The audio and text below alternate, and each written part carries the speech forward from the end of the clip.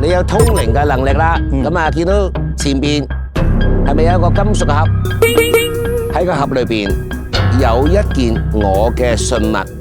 你用你嘅通靈嘅方法，估下裏邊係咩啦？隱約中係見得到佢有個條狀式嘅形狀，跟住咧又隱約有啲好似係類似橢圓啊、圓翅啊，有啲弧度嘅形狀喺度。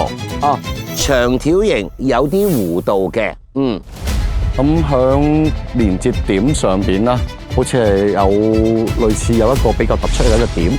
如果係俾我估嘅話嚇，類似於一個可以攜帶嘅飾品類嘅嘢。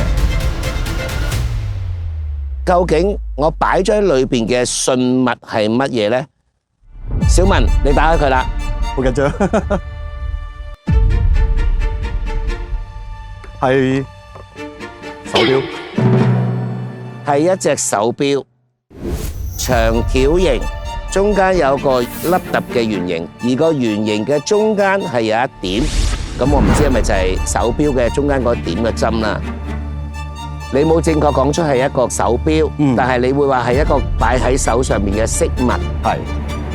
佢講嘅嘢已經講咗啦。咁啊，三位導師，你哋即將要考慮下，將唔將小文收入去你哋嗰一組度啦。恭喜晒，小文你可以成功入咗風水嗰組啦。因為我其實咧都唔係話天生就有好強嘅能力，我原先都係麻瓜嚟嘅，同你一樣嘅其實，所以我覺得就係可能有少少同頻，所以我揀咗你。你覺得每一個人咧，只要慢慢學習到咧，將來都可以成為另一個嘅你？我相信嘅。